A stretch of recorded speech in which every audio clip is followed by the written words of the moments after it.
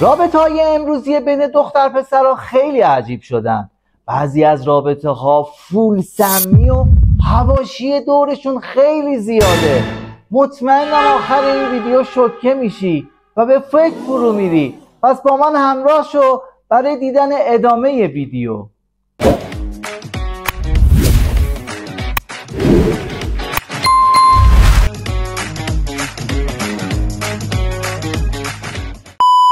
سلام بچه‌ها، خیلی خوش اومدین به یه ویدیو دیگه. رابطه‌های امروزی مثل سریال‌های تلویزیونی شدن، پر از احساس، پر از شور، پر از شوق، پر از خیانت، پر از حواشی مختلف. آخرش هم نمیفهمی کی به کیه، کی با کیه، کی رو کیه. اما اومدیم اینجا یه سری از روابط سمی رو با هم دیگه بررسی بکنیم.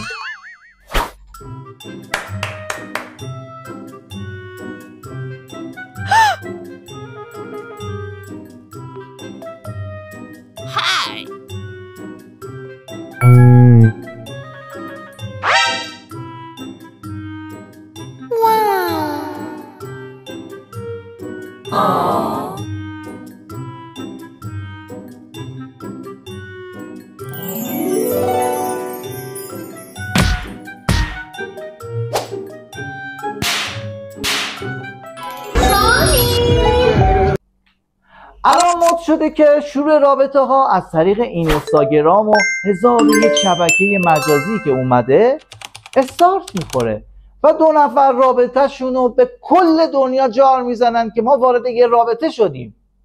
من قراره از اینجا به بعد بهت بگم پژمان جان دیگه رو فرمان و ازت میخوام که یه ذره بیشتر صحبت کنیم.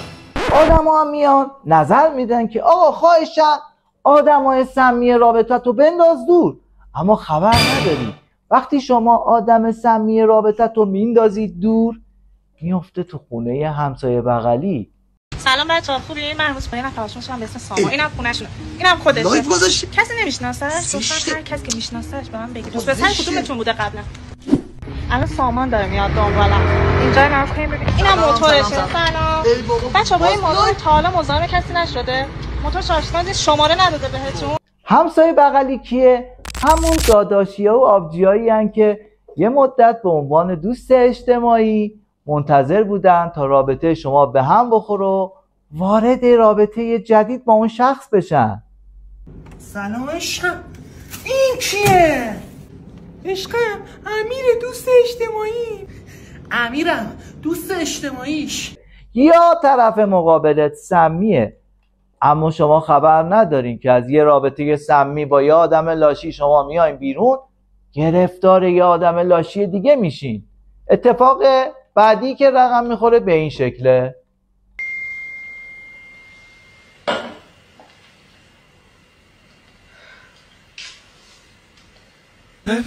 شما با تجربه تر از قدیم وارد رابطه جدید میشید و تمام احساسات، عواطف، تمام راههای روانشناسی که یاد گرفته بودین توی این رابطه به کار میبرین.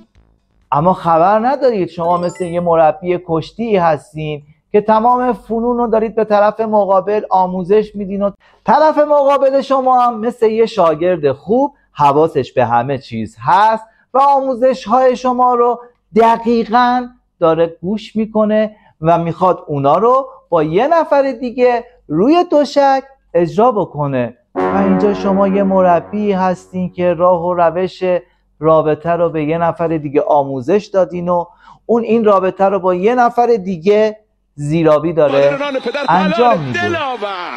فرد بفرمایید من اجازه میدین بشینم؟ بشین.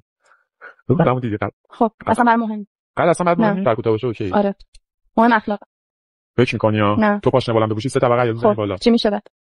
یه جات برید چی؟ خب بریم. مطمئن مهم اخلاقه؟ آره. یعنی کوتاه باشه پول نشه باشه چی؟ بذارید با یه فکت خیلی جالب شروع بکنم.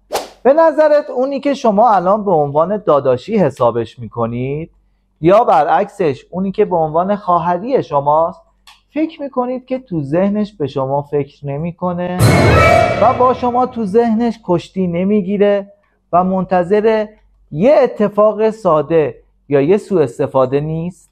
خانوم با کمالاتی رخصت میدید چند کلمه با هم صحبت بکنیم؟ نه. تو چه حرفی داری با من بزنی؟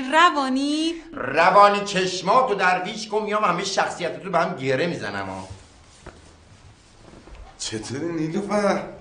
تو هم تو این اتاقی؟ آره بالا چه خبر؟ چه خبری نیست. ای توف به این روزگار که عشق عاشقی رو به مال و ثروت فروخ آهم پرست. چی میگی بابا دوست اجتماعی من روانی؟ دوست چیه؟ یعنی هیچ عشق عاشقی در کار نیست، فقط رفاقته. حالا فهمیدی؟ حالا بذارید با یه فکت خیلی جالب براتون شروع بکنم.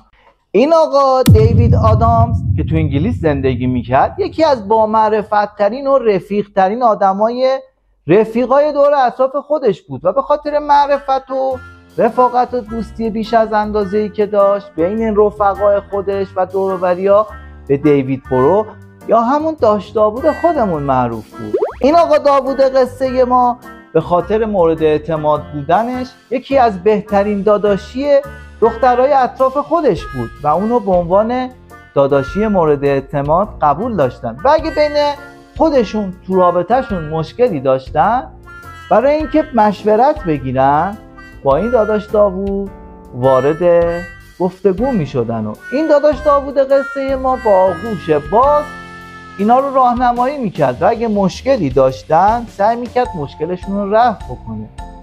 اما این داش داوود ما بین 15 تا 30 سالگی با 150 نفر از خواهریای خودش رابطه داشت. اون یه گرگ صبور یا یه شیر شکارچی صبور بود. روش کارش به این شکل بود اون صبر میکرد و با آرامش و اطمینان کامل طرف مقابل رو به خودش جذب میکرد. چطوری؟ اینطوری اون خواهری مورد نظر رو زیر نظر میگرفت تا توی موقعیت مناسب وارد عمل بشه. یا اگه اون خواهری با دوست پسرش مشکل پیدا میکرد، مشکل عاطفی داشت یا حتی کات میکرد، آغوش اون به روی اونا باز میشد. بعد با معجون جادویی که داشت که همون دارچین و عسل بود اونا رو گرما زده میکرد و گرمای بدنشون رو میبرد بالا و از اونا به عنوان حریف تمرینی استفاده میکرد. اونا رو میبرد روی دوشک کشتی و یه خم دو خم باهاشون تمرین میکرد. اون برای یکی از پروژه هاش 18 سال صبر کرد تا بتونه هدف خودش رو شکار بکنه که باید موزیک صبر ایوب رو که آقای جواد یساری خونده به ایشون لقب بدن و به داداشیایی که مثل این فکر میکنن. با توجه به مطالبی که گفته شد باید حواسمون به رابطه هامون و به داداشی‌ها و خواهریای اطرافمون باشه و اگه خدایی نکرده با یکی از اینها طرف شدیم بدونیم که اینا کشتیگیرای قهاری هن، عنقریبه که ما رو زمین بزنن. پس سعی کنید از اینها دوری کنید و اگه در مقابل اینا قرار گرفتین حتما از سردی استفاده بکنید و تو غذاشون کافور بریزین. بعضی وقتا حس شیشم آدما حرف درست رو میزنه و به حس شیشم پارتنرتون حتما اعتماد بکنید.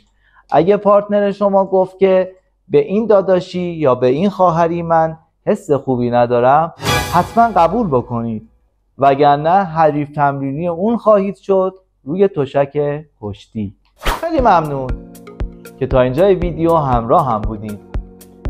ویدیو بعدی که گرگ آلفاس رو از دست ندید. پس تا ویدیو بعدی